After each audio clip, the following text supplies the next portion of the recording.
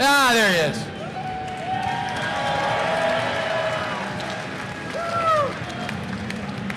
Goodness, back again. This is awesome, man. It's great to see you, and congratulations on the win yesterday. Sam just won the overall at the Arnold, right? Yeah. The classic amateur. Yes. You are a professional bodybuilder now, man. What an accomplishment. Yeah, by all technicalities, finally. Wait, talk loud. Oh, I gotcha. Yeah. Well, yeah, finally made it happen. This is quite the long 2 months. Well, yeah, it's really an unbelievable thing. Like, what does it feel like for you, really? What does it feel like to have chased this dream for so long and to have actually achieved it? Oh, geez. So, I mean, it's I'm much more used to a shorter dieting phase. I'm talking 2 months, maybe 2.5 months, just to reset so I can start bulking back up again. So this is really pushing me to my limit because, I mean, I think this whole prep was about 5 months long. This is my new personal record. I'm 6 months clean from Krispy Kreme donuts. I have yet to relapse. Now, I will say that I did have some Wendy's spicy chicken sandwiches last night. There you go. Well, that's just a given. No Canes? When's Canes getting into the act? It's on the list. Canes is on the list for sure. Is the bulk officially starting today? I wouldn't say it's starting today exactly. This is the Arnold weekend's kind of its own thing. I've still got to reset because I'm not ready to squat 500 pounds. You got to sort of get back into the groove of things. But I just want to get back for a second to so I understand it was really hard to do this, but just a little bit emotionally. And what does it feel like to have actually, because there was so much, well, did you feel there was pressure on you? Because I think from the outside, the way people followed you, it seemed like there must have been pressure to actually deliver it and have it happen. Oh yeah, so I mean, I think I'm a little bit spoiled because I'm obviously a little overexposed to having a lot of eyes on me, even since last year. So really my biggest pressure coming into that first qualifying show was whether or not I'd actually be able to make weight. Because I had to dry out all the way to 217, and just 5 months ago, I was 270. So I wasn't exactly certain that was even gonna happen. But after that first show, when I managed to make weight, qualify for the Arnold and everything else, it was a little more sure I'd at least be able to show up and really qualify. But the rest of it was kind of just a waiting game. You can't speed up losing a pound of body fat or anything else. And I think I can say with certainty, nobody's done more hours on this cardio bike in the last few months than I have. So it's all just kind of added up, and this ended up being the result. Yeah, did everyone do their cardio before coming here today, in case he asked? I mean, you said something to me on the phone about feeling good about that, right? Talk about sort of like, you said that you think sometimes you focus so much on the specifics of people who want to be like you, but that there's this huge benefit to just getting out there and doing it, especially this, cardio and physical fitness, and why it's important to talk about it. Yeah, right. So I mean, I've probably said this 100 times so far. Just more people in the gym in general, it's going to be a positive feedback loop. I mean, look what it's built up to now. We've got, I don't know how many thousands of people are in this expo today and are going to come through this whole weekend. More people in the gym. Gyms are going to get more funds from having more memberships, better equipment. I mean, I know American Barbell, they're pretty close to here. They're getting ready to do a huge renovation, more space, more everything, and it all just feeds back. So as much as I would like to see a bunch of freaks running around the gym, like, you can't underestimate the power of just working out on a consistent basis anyway. Like, going from zero to just consistently getting pumps, that's a huge jump. So frankly, I kind of hope everybody's leaving here with a little bit of a mission to start a pilgrimage to bring more guys who aren't lifting into the gym with you, even if they might feel a little nervous about it. Yeah, that word mission is a great word, and it seems like you had this mission that was a very personal mission. It remained that, but when did you kind of realize, wait, I have this ability now, this kind of platform to make this mission broader, and to actually, like, when did it sort of shift into, oh, I can help people, and I'm gonna do it? Those are two different things. One, I could, and the second is, all right, I'm actually going to try to help people. How did that happen for you? Yeah, so I think the two kind of went hand in hand, because even back when I was in high school, like no posting, no anything, like I was already kind of the gym nut, where anybody who's a little interested in working out would kind of come to me for just random tidbits of stuff. So as the videos started getting a lot more traction, it's like, okay, I guess people do want to hear some inside info on like, look man, if you actually start counting your calories and not lying to yourself, you might actually be able to break past 180. Or it's like, you know, there's a reason some guys are maybe getting a little more winded if you haven't been clocking at least a few minutes on the Stairmaster or the treadmill. Like it's, the basics are things that I feel they get so overlooked sometimes. You know, we're all looking for the new meta. Everybody's talking about like push, pull legs, upper, lower, everything. Like those are kind of the details that are really just lost. Like just working out hard on a regular basis, that's basically the ticket. Yeah, working out hard as you know, as often as you can. You're saying that I'm forgetting sort of like progressive overload and the science of it, but you're saying the benefit of just doing a hard thing for your body regularly is like life-changing. Yeah, I've made an analogy like this before. It's like if you want to, you know, build whatever kind of like imagine somebody's goal, just make as much money as possible.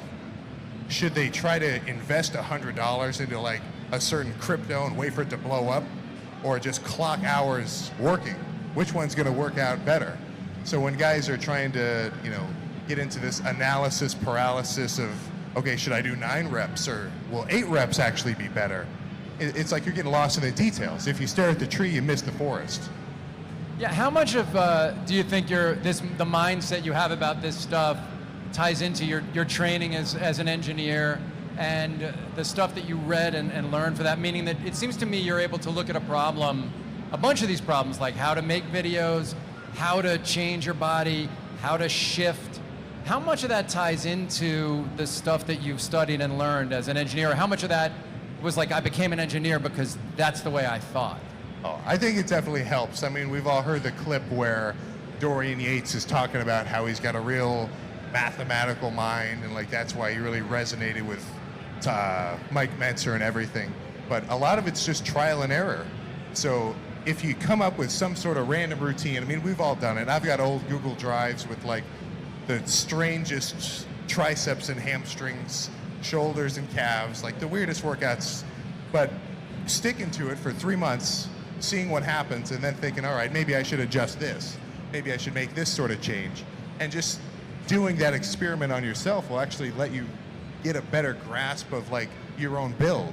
Like you can't forget when these guys talk about real cut and dry rules about working out and how it's supposed to work. It's not like they have lived your life or have your body. So from my perspective, it makes sense to just try to optimize your routine for you specifically. Now it's a little bit of a chore because you've got to be responsible for figuring that stuff out. But once you've done it, it's like you've got your own, your own race car with the seat perfectly adjusted to you. And you're going to be way more comfortable rather than having to jump into somebody else's totally random program that they came up with probably half just reading what other people thought of.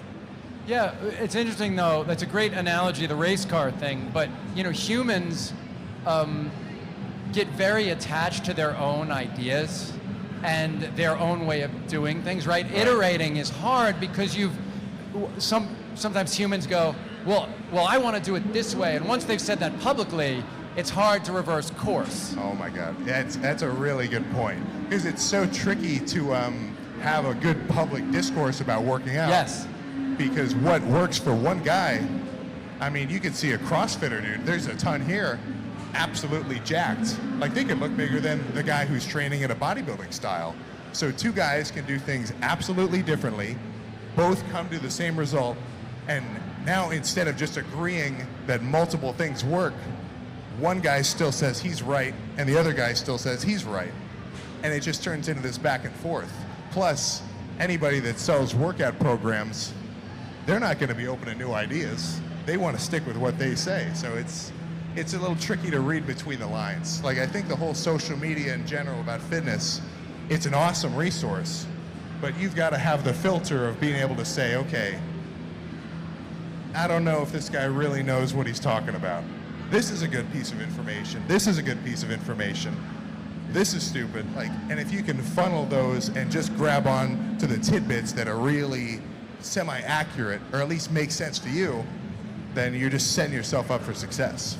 Yeah, well, one great thing about the videos and the way you show yourself going through this process is, like when Samson and you were working out and he was sort of questioning certain ideas, even in the videos a couple of days later, you were pushing back a little bit. But then, like a month later, you were kind of quoting him a little bit, and like you changed slightly in spots. And I wonder what that felt like. I'm really interested in like how you've, because so many people have opinions about what you do.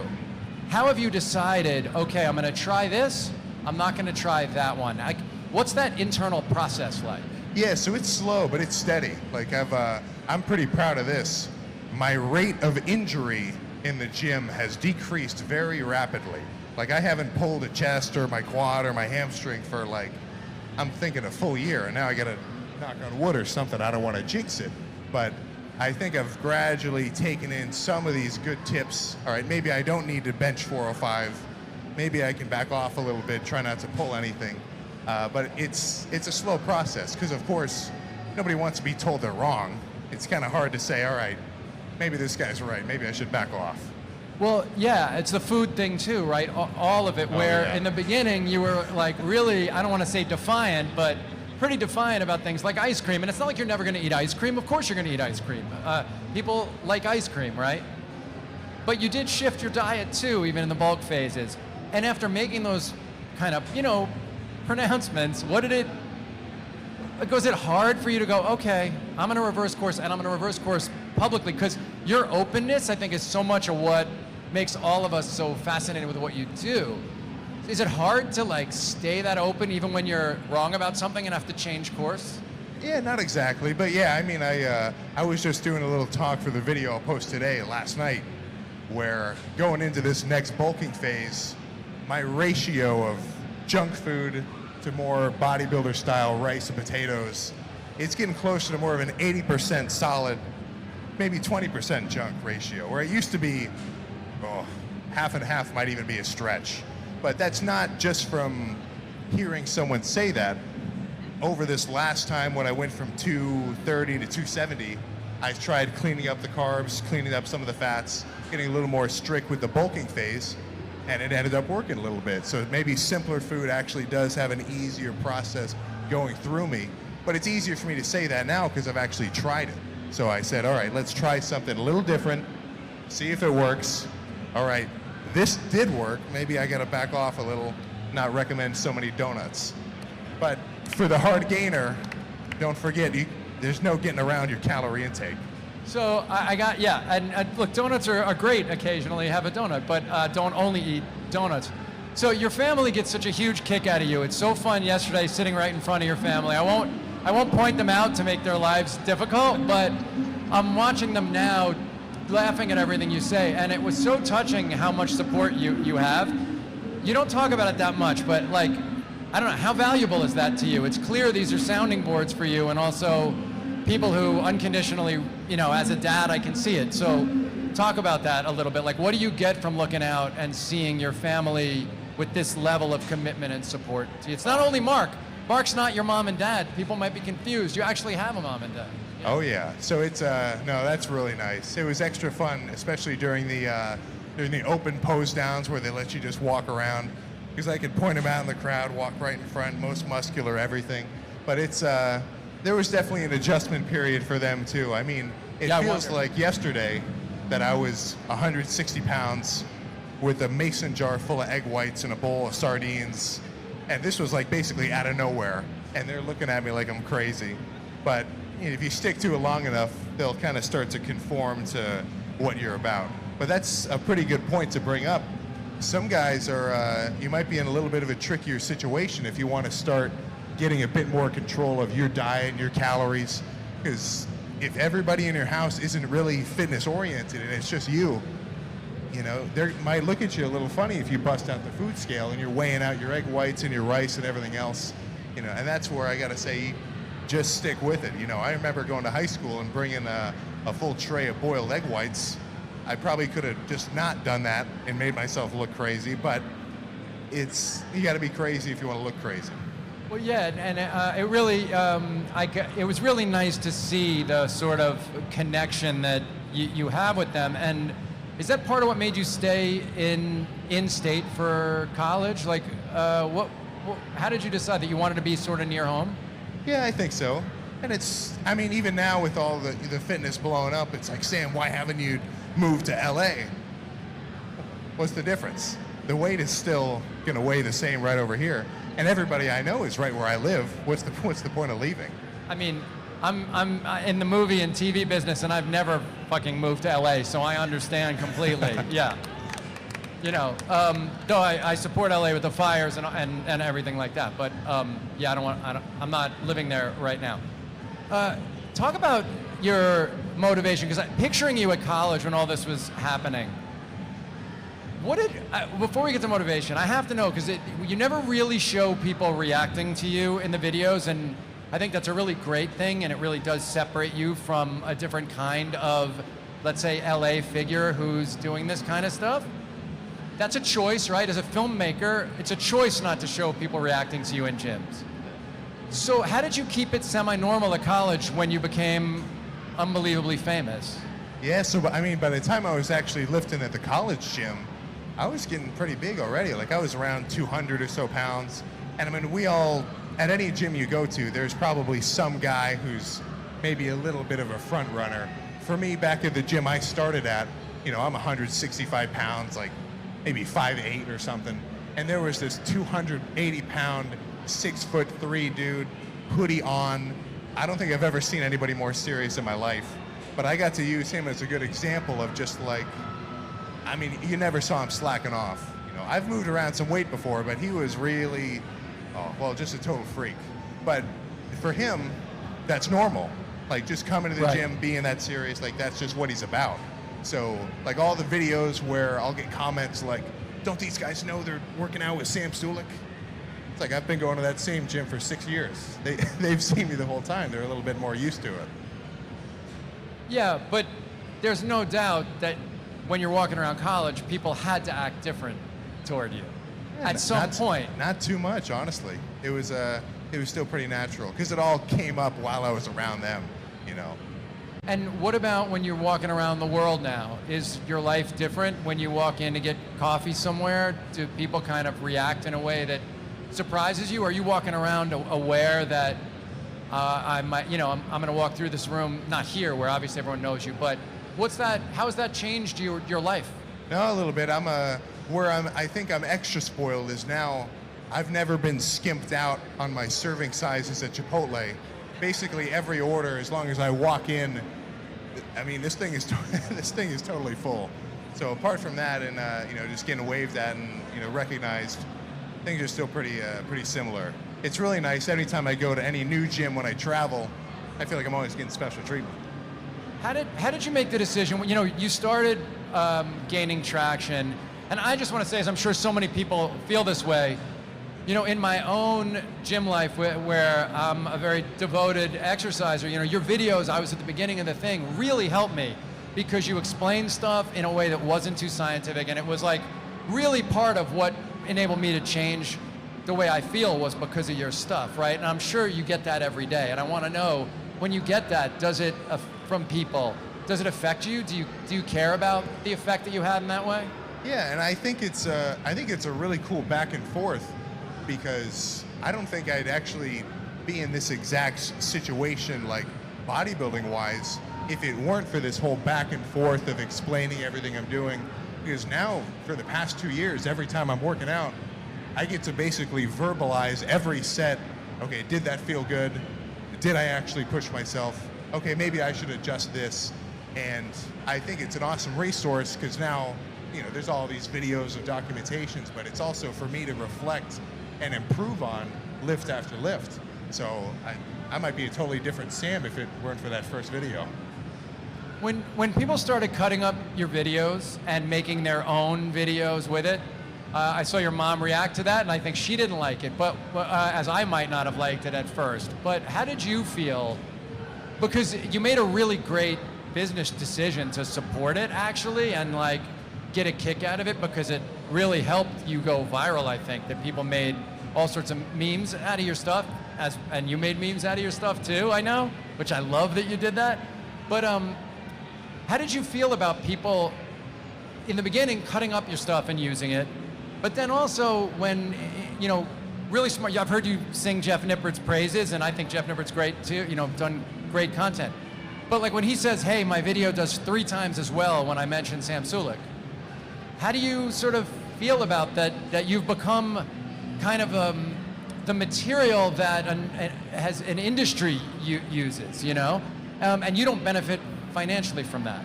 Yeah, oh well, it just feeds into kind of the all publicity is good publicity kind of thing. But it's, you know, sometimes it's a little much. I mean, I'm sure we've all scrolled and seen like 3 Sam videos in a row, and I think I'm probably the worst because like I literally just did that workout the day before. Now I'm seeing it forced back at me again. But overall, I think it's sweet. Yeah, but at first, did you think it was good from the beginning? You liked it? Yeah, no, that's cool. And what about the criticism? Like, how do you roll with the level of criticism that shows up? You know, not any specific people, and not even like influencers. Like, even whether they're well-intentioned or they're just trying to profit off it, it seems that it doesn't really penetrate you, the criticism. And most human beings really kind of like wilt at that kind of criticism, right? So I think it's valuable to talk about your self-talk about criticism because I think it will help people. So how do you process that kind of criticism? And what did you train yourself to do to not let it make you sad?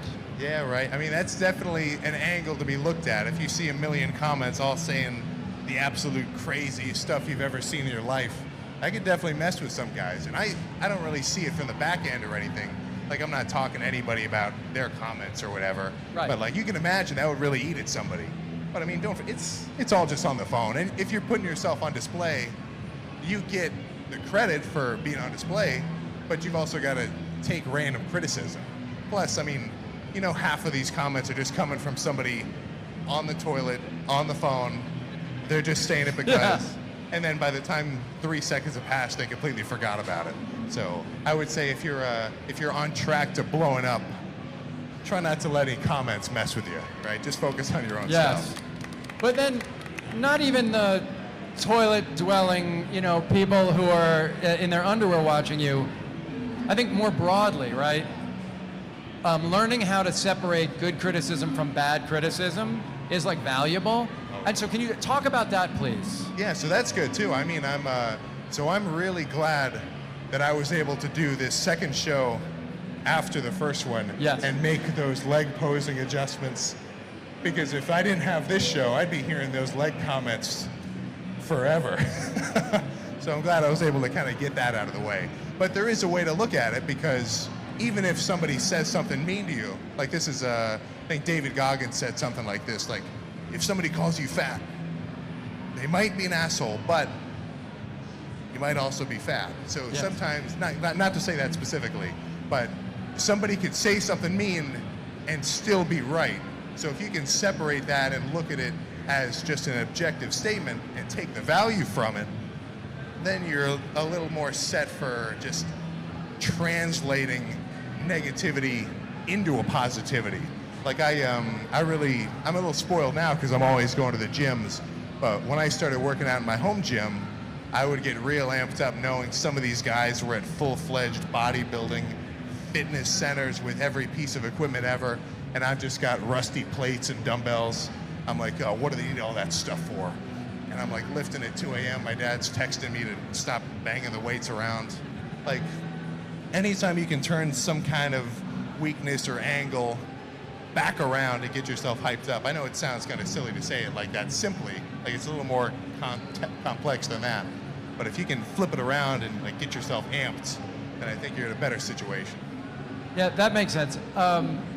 It does, and it had to be a little satisfying for you when yesterday TNF acknowledged your legs and went through it. Like I even was like watching that and I was like, there you go. The guy like him and other guys who pointed something out and then saw you address it and were like, look at that, it's better. Did that feel good for you? Oh yeah, so that was a real nice instant gratification of a quick adjustment. So now going forward competition-wise, right, most of the critiques are very size-based. And luckily, you know, getting bigger, I feel like that's more of my strong suit, because I was going to do that anyway. So over these next couple of months, that's one of my primary concerns. Well, yeah, I really wanted to ask you about this. You know, the strong men are about to deadlift right over there, you know, in a little while. And in your, you know, the beginning bunch of first few months, you still were getting such a kick out of getting stronger. Like when you would lift a certain number of plates sometimes, you would kind of laugh to yourself about just the sheer strength and power of what you were doing. And then the focus shifted and got more very, very specific, right? Do you ever miss just throwing weight around? And like, I know sometimes you still do, for a set maybe, but I just wonder about the joy of like that thing of just, fuck it, I'm getting stronger, I'm bigger, and what you felt in those moments, and if you ever missed that. Yeah, so it's a good back and forth. I've definitely been on the opposite spectrum of really throwing weight around, because the whole point of the working out for the last 5 months is just maintain the size I've already got. Like I haven't squatted for quite a while, at least not over 4 plates or so. So now I've definitely got an itch to come back to it. But it's really just a situation of what the goal is at that current moment. Like it's probably not going to do me any good to try to curl a 90-pound dumbbell and rip my bicep off 2 weeks before a show. And I feel like a total fool having to say that to so many people. But it's just a different style of training. But once I start eating extra food, that's when some more weight will be thrown around. But within reason, you know, I do not want to break my streak of non-injury. Last question, before everyone should go to Sam's booth and go to, right, you're going to be at your booth and you're selling clothes at your booth? Yeah, so we did get a merch booth this time, but it's not going to be manned, so I won't be floating around there, at least not for today. Got it. Last thing is, what is next for you in terms of this sort of Sam Sulek oh, sorry, I gotta ask one thing first. Whose idea was the basement gym? Like, how did the basement gym end up in your house? Was it you who wanted it? Yeah, so the building blocks of the basement gym were actually already there. My dad had a set of dumbbells, 5 to 50s, barbell, weights, no rack though. So even as kids, when we'd crawl around the crawl space, just messing around, awesome, we'd see them in there and we'd mess around. I wonder if that was like a little seed implanted in my mind to actually start, the lifting. But that was, that was right after sophomore year of high school. I got my dad to buy us some weight, not even a rack, it was weight stands, which I would not recommend. They're like super dangerous if you're squatting or anything else like that. I'd say get a full cage rack. I mean, we've all seen what could go wrong if you're benching alone. Yeah. But yeah, that was kind of my idea. So I moved into the basement, and my room was half a bedroom on this side, and then a weight rack with a bench and everything else on this side. I stuck some LED lights on the ceiling so they'd be nice down lighting. Yeah, I miss it a little bit. The whole basement's a mess now, so I haven't lifted down there for a little while. You got to make it a museum, guys. You can't let it be a mess. It has to be a fucking museum. Everybody, Sam Sulek, thank you so much, Sam. Congratulations again.